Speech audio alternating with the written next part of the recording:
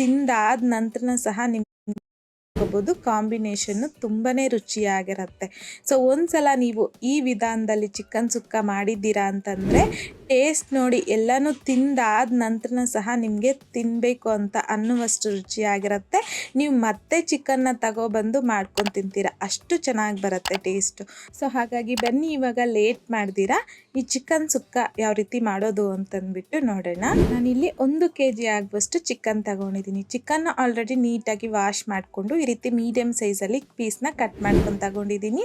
ಈಗ ಪಕ್ಕಕ್ಕೆ ಇಟ್ಕೊಂಡು ಕಡಾಯಿಗೆ ಒಂದು 5 ರಿಂದ 6 ಟೇಬಲ್ ಸ್ಪೂನ್ ಆಗುವಷ್ಟು ಎಣ್ಣೆ, 2 ಈರುಳ್ಳಿನ ಸಣ್ಣ ಸಣ್ಣದಾಗಿ ಉದ್ದವಾಗಿ ಕಟ್ ಮಾಡಿಬಿಟ್ಟು ಹಾಕ್ಕೊಂಡಿದ್ದೀನಿ. ಕರಿಬೇವನ್ನು ಸಹ ಹಾಕ್ಕೊಂಡು ಮೀಡಿಯಂ ಫ್ಲೇಮ್ನಲ್ಲಿ ಈರುಳ್ಳಿ ಗೋಲ್ಡನ್ ಕಲರ್ ಬರೋವರೆಗೂ ಫ್ರೈ ಮಾಡ್ಕೋಬೇಕು. ಸೊ ಈ ರೀತಿ ಈರುಳ್ಳಿ ಗೋಲ್ಡನ್ ಕಲರ್ ಬಂದಾದ ನಂತರ ನಾವು ತಗೊಂಡಿರ್ತಕ್ಕಂಥ ಚಿಕನ್ ಹಾಕ್ಕೊತಾ ಇದ್ದೀನಿ. ಒಂದು ಅರ್ಧ ಟೀ ಸ್ಪೂನ್ ಆಗುವಷ್ಟು ಅರಿಶಿನ, ರುಚಿಗೆ ತಕ್ಕಷ್ಟು ಕಲ್ಲುಪ್ಪನ್ನು ಸಹ ಹಾಕ್ಕೊಂಡು ಒಂದ್ಸಲ ಚೆನ್ನಾಗಿ ಮಿಕ್ಸ್ ಮಾಡಿಕೊಂಡು ಬೇಯಿಸ್ಕೋಬೇಕಲ್ವ. ಹಾಗಾಗಿ ಲಿಡ್ಡನ್ನು ಕ್ಲೋಸ್ ಮಾಡಿ ಮೀಡಿಯಂ ಫ್ಲೇಮ್ನಲ್ಲಿ ಒಂದು 15 ನಿಮಿಷ ಚಿಕನ್ನ ಬೇಯಿಸ್ಕೊಳ್ಳಿ. ಅಷ್ಟರಲ್ಲಿ ನಮಗಿಲ್ಲಿ ಚಿಕನ್ ಸುಕ್ಕಾಗೆ ಒಂದು ಸ್ಪೆಷಲ್ ಮಸಾಲೆನ ರೆಡಿ ಮಾಡ್ಕೊಳ್ಳೋಣ. ಪ್ಯಾನಲ್ಗೆ 1 ಟೇಬಲ್ ಸ್ಪೂನ್ ಆಗುವಷ್ಟು ಎಣ್ಣೆ, ಒಂದು 6 ರಿಂದ 7 ಬ್ಯಾಡ್ಗೆ ಒಣಮೆಣಸಿನ್ಕಾಯಿನ ಮುರಿದ್ಬಿಟ್ಟು ಹಾಕ್ಕೊತಾ ಇದ್ದೀನಿ. ಒಂದು 5 ಗುಂಟೂರು ಒಣಮೆಣಸಿನ್ಕಾಯಿನ ಮುರಿದ್ಬಿಟ್ಟು ಹಾಕ್ಕೊತಾ ಇದ್ದೀನಿ. 2.5 ಟೇಬಲ್ ಸ್ಪೂನ್ ಆಗುವಷ್ಟು ಧನಿಯಾ ಕಾಳು, 1 ಇಂಚ್ ಆಗುವಷ್ಟು ಚಕ್ಕೆ, 5 ಲವಂಗ, 2 ಏಲಕ್ಕಿನ ಸಹ ಹಾಕ್ಕೊತಾ ಇದ್ದೀನಿ. ಹಾಗೆಯೇ ಒಂದು ಚಿಕ್ಕ ಸೈಜಲ್ಲಿರುವಂಥದ್ದು ಬಿರಿಯಾನಿ ಎಲೆ, ಅರ್ಧ ಟೀ ಸ್ಪೂನ್ ಆಗುವಷ್ಟು ಸೋಂಪು, ಅರ್ಧ ಟೀ ಸ್ಪೂನ್ ಆಗುವಷ್ಟು ಜೀರಿಗೆ, ಅರ್ಧ ಟೀ ಸ್ಪೂನ್ ಆಗುವಷ್ಟು ಕರಿಮೆಣಸನ್ನು ಸಹ ಹಾಕ್ಕೊತಾ ಇದ್ದೀನಿ. ಹಾಗೆಯೇ ಸ್ವಲ್ಪ ಆಗುವಷ್ಟು ಮೆಂತ್ಯನ ಸಹ ಹಾಕ್ಕೊಂಡು ಲೋ ಫ್ಲೇಮ್ನಲ್ಲಿ ಈ ಒಣಮೆಣಸಿನ್ಕಾಯಿ ಇದೆಯಲ್ವ ಅದು ಸ್ವಲ್ಪ ಕ್ರಿಸ್ಪಿ ಆಗೋವರೆಗೂ ಫ್ರೈ ಮಾಡಿಕೊಂಡ್ರೆ ಸಾಕು. ಸೊ ಈ ರೀತಿ ಫ್ರೈ ಮಾಡ್ಕೊಂಡಿದ್ದಾದ ನಂತರ 1 ಟೀ ಸ್ಪೂನ್ ಆಗುವಷ್ಟು ಗಸಗಸೆನ ಸಹ ಹಾಕ್ಕೊಂಡು ಜಸ್ಟ್ ಮಿಕ್ಸ್ ಮಾಡಿಕೊಂಡು ಫ್ಲೇಮ್ನ ಆಫ್ ಮಾಡ್ಕೊಂಬಿಡಿ. ಪ್ಯಾನ್ ಬಿಸಿಗೆ ಗಸಗಸೆ ಬೇಗ ಫ್ರೈ ಆಗಿಬಿಡತ್ತೆ. ಈಗ ತೆಗೆದು ಪಕ್ಕಕ್ಕೆ ಇಟ್ಕೊಳ್ಳಿ. ಈಗ ಅದೇ ಪ್ಯಾನಲ್ಗೆ 1 ಟೇಬಲ್ ಸ್ಪೂನ್ ಆಗುವಷ್ಟು ಎಣ್ಣೆ, 1 ಬೆಳ್ಳುಳ್ಳಿನ ಸಿಪ್ಪೆ ತೆಗೆದ್ಬಿಟ್ಟು ಹಾಕ್ಕೊತಾ ಇದ್ದೀನಿ, 1 ಇಂಚ್ ಆಗುವಷ್ಟು ಶುಂಠಿನ ಕಟ್ ಮಾಡಿಬಿಟ್ಟು ಹಾಕ್ಕೊತಾ ಇದ್ದೀನಿ, 1 ಮೀಡಿಯಂ ಸೈಜಲ್ಲಿ ಇರುವಂಥದ್ದು ಈರುಳ್ಳಿನ ಸಹ ಕಟ್ ಮಾಡಿಬಿಟ್ಟು ಹಾಕ್ಕೊಂಡಿದ್ದೀನಿ, 1 ಚಿಕ್ಕ ಸೈಜಲ್ಲಿ ಇರುವಂಥದ್ದು ಟೊಮೊಟೊ ಹಣ್ಣನ್ನು ಸಹ ಕಟ್ ಮಾಡಿಬಿಟ್ಟು ಹಾಕ್ಕೊಂಡಿದ್ದೀನಿ, 3/4 ಕಪ್ ಆಗುವಷ್ಟು ಹಸಿ ಕೊಬ್ಬರಿನ ಕಟ್ ಮಾಡಿಬಿಟ್ಟು ಹಾಕ್ಕೊಂಡು ಮಿಕ್ಸ್ ಮಾಡ್ಕೊತ ಚೆನ್ನಾಗಿ ಫ್ರೈ ಮಾಡ್ಕೋಬೇಕು. ಈ ರೀತಿ ಟೊಮೊಟೊ ಈರುಳ್ಳಿ ಎಲ್ಲ ಸಾಫ್ಟ್ ಆದ ನಂತರ ಸ್ವಲ್ಪ ಕೊತ್ತಂಬರಿ ಸೊಪ್ಪನ್ನು ಸಹ ಹಾಕಿ ಜಸ್ಟ್ ಮಿಕ್ಸ್ ಮಾಡಿಕೊಂಡು ಫ್ಲೇಮ್ನ ಆಫ್ ಮಾಡ್ಕೊಂಬಿಡಿ. ಇದನ್ನು ಪೂರ್ತಿಯಾಗಿ ತಣ್ಣಗಾಗಲಿಕ್ಕೆ ಬಿಡಿ.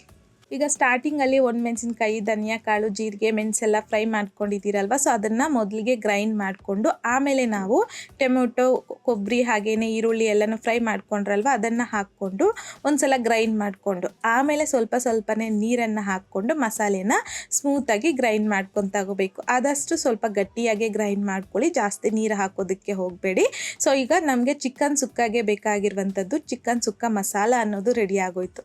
ಈಗ ಪಕ್ಕಕ್ಕೆ ಇಟ್ಕೊಂಡು ಆಲ್ಮೋಸ್ಟ್ ನಮ್ಗೆ ಇವಾಗ ಚಿಕನ್ ಅನ್ನೋದು ಬೆಂದೋಗಿರುತ್ತೆ. ಸೊ ಒಂದು 15 ನಿಮಿಷ ಬೇಯಿಸ್ಕೊಂಡಿರ್ತೀರಲ್ವಾ, ಸೊ ಈಗ ಒಂದ್ಸಲ ಮಿಕ್ಸ್ ಮಾಡ್ಕೊಳ್ಳಿ, ಚೆಕ್ ಮಾಡ್ಕೊಳ್ಳಿ ಚಿಕನ್ ಇನ್ನೂ ಬೆಂದಿದೆಯಾ ಇಲ್ವಾ ಅಂತಂದ್ಬಿಟ್ಟು. ಒಂದು 15 ನಿಮಿಷ ಆದರೆ ಸಾಕು, ಬೆಂದೋಗ್ಬಿಟ್ಟಿರುತ್ತೆ. ಸೊ ಇವಾಗ ನಾವು ಮಸಾಲೆ ರೆಡಿ ಮಾಡ್ಕೊಂಡಿದ್ದೀರಲ್ವಾ, ಸೊ ಈ ಮಸಾಲೆನ ಹಾಕ್ಕೊಂಡು ಒಂದ್ಸಲ ಮಿಕ್ಸ್ ಮಾಡಿಕೊಂಡು ಒಂದು ಅರ್ಧ ಕಪ್ ಆಗುವಷ್ಟು ಮಾತ್ರ ನೀರನ್ನು ಹಾಕ್ಕೊಳ್ಳಿ, ಇಷ್ಟ ಆದರೆ ಸಾಕು. ಈಗ ಮತ್ತೊಂದ್ಸಲ ಚೆನ್ನಾಗಿ ಮಿಕ್ಸ್ ಮಾಡ್ಕೋಬೇಕು. ಮಿಕ್ಸ್ ಮಾಡ್ಕೊಂಡಿದ್ದಾದ ನಂತರ ಲಿಡ್ನ ಕ್ಲೋಸ್ ಮಾಡಿಕೊಂಡು ಮೀಡಿಯಂ ಫ್ಲೇಮ್ನಲ್ಲಿ ಒಂದು 8 ರಿಂದ 10 ನಿಮಿಷ ಹಾಗೆ ಬಿಟ್ಬಿಡಿ. ಒಂದು 10 ನಿಮಿಷ ಆದ ನಂತರ ಲಿಡ್ಡನ್ನು ತೆಗೆದು ಈ ರೀತಿ ಮಿಕ್ಸ್ ಮಾಡ್ಕೊತ ಮೀಡಿಯಂ ಫ್ಲೇಮ್ನಲ್ಲಿ ಮತ್ತೊಂದು 2 ರಿಂದ 3 ನಿಮಿಷ ಚೆನ್ನಾಗಿ ಫ್ರೈ ಮಾಡ್ಕೋಬೇಕು, ಬೇಯಿಸ್ಕೋಬೇಕು. ಸ್ವಲ್ಪ ನಿಮಗೆ ಗ್ರೇವಿ ಕನ್ಸಿಸ್ಟೆನ್ಸಿ ಬೇಕು ಅಂತಂದರೆ ಈ ಟೈಮಲ್ಲಿ ಫ್ಲೇಮ್ನ ಆಫ್ ಮಾಡ್ಕೊಂಬಿಡ್ಬೋದು. ಬಟ್ ನಿಮ್ಗೆ ಈ ಚಿಕನ್ ಫ್ರೈ ಇನ್ನೂ ಸ್ವಲ್ಪ ಗಟ್ಟಿಯಾಗಿ ಬೇಕು ಅಂತಂದರೆ ಮತ್ತೊಂದು 2 ನಿಮಿಷ ಮೀಡಿಯಂ ಫ್ಲೇಮ್ನಲ್ಲಿ ಮಿಕ್ಸ್ ಮಾಡ್ಕೊತ ಫ್ರೈ ಮಾಡಿಕೊಂಡ್ರೆ ಕರೆಕ್ಟಾಗಿ ಸರಿ ಹೋಗುತ್ತೆ. ಸೊ ನನಗಿಲ್ಲಿ ಸ್ವಲ್ಪ ಈ ಟೈಪಲ್ಲಿ ಬೇಕಾಗಿರೋದ್ರಿಂದ ಸಣ್ಣದಾಗಿ ಕಟ್ ಮಾಡ್ಕೊಂಡಿರ್ತಕ್ಕಂಥ ಕೊತ್ತಂಬರಿ ಸೊಪ್ಪು, ಸ್ವಲ್ಪ ಕರಿಬೇವನ್ನು ಹಾಕ್ಕೊಂಡು ಜಸ್ಟ್ ಮಿಕ್ಸ್ ಮಾಡ್ಕೊತ ಫ್ಲೇಮ್ನ ಆಫ್ ಮಾಡ್ಕೊಂಬಿಡಿ. ಸೊ ಈಗ ನೋಡ್ತಿರ್ಬೋದು ನಿಮಗೆ ಈ ಚಿಕನ್ ಸುಕ್ಕ ಅನ್ನೋದು ಎಷ್ಟು ಪರ್ಫೆಕ್ಟಾಗಿ ಬಂದಿದೆಯೋ ಅಂತ ಅಂದ್ಬಿಟ್ಟು ತುಂಬ ಟೇಸ್ಟಿಯಾಗಿರುತ್ತೆ. ಸೊ ಖಂಡಿತ ನೀವು ಈ ಚಿಕನ್ ಸುಕ್ಕನ ಈ ವಿಧಾನದಲ್ಲಿ ಮಾಡಿ ನೀವು ಟೇಸ್ಟ್ ಮಾಡಿದ್ದೀರಾ ಅಂತಂದರೆ ಮತ್ತೆ ನೀವು ಚಿಕನ್ ತಗೊಬಂದು ಮಾಡ್ಕೊಂಡು ತಿನ್ನಬೇಕು ಅನ್ನುವಷ್ಟು ರುಚಿಯಾಗಿ ಬರುತ್ತೆ. ಸೊ ಚಪಾತಿಗಾಗಿರ್ಬೋದು, ಹಾಗೆಯೇ ಪರೋಟಾಗಾಗಿರ್ಬೋದು, ಇಲ್ಲಾಂತಂದರೆ ದೋಸೆ, ಮುದ್ದೆ, ರೈಸ್ ಎಲ್ಲದಕ್ಕೂ ಸಹ ಈ ಚಿಕನ್ ಸುಕ್ಕ ಕಾಂಬಿನೇಷನ್ ತುಂಬಾ ಚೆನ್ನಾಗಿರುತ್ತೆ. ಸೊ ಹಾಗಾಗಿ ಈ ವಿಧಾನದಲ್ಲಿ ನೀವು ಚಿಕನ್ ಸುಕ್ಕನ ಮಾಡಿದಾದ ನಂತರ ನಿಮಗೂ ಸಹ ಟೇಸ್ಟ್ ಯಾವ ರೀತಿ ಬಂತು ಅನ್ನೋದನ್ನು ಮರಿದೇ ನನಗೆ ಕಮೆಂಟ್ ಮೂಲಕ ತಿಳಿಸಿ, ಲೈಕ್ ಮಾಡಿ, ಹಾಗೆಯೇ ನಿಮ್ಮ ಫ್ರೆಂಡ್ಸ್ ಆ್ಯಂಡ್ ಫ್ಯಾಮಿಲಿ ಜೊತೆಗೆ ಶೇರ್ ಮಾಡಿ. ಮತ್ತಷ್ಟು ಈಸಿ ಆ್ಯಂಡ್ ಸಿಂಪಲ್ ಕ್ವಿಕ್ ರೆಸಿಪೀಸ್ಗೋಸ್ಕರ ದಯವಿಟ್ಟು ನೀವಿನ್ನೂ ನಮ್ಮ ಮೇಘಶ್ರೀಸ್ ಕಿಚನ್ ಚಾನಲ್ನ ಸಬ್ಸ್ಕ್ರೈಬ್ ಮಾಡಿಲ್ಲ ಅಂತಂದರೆ ಸಬ್ಸ್ಕ್ರೈಬ್ ಮಾಡಿ.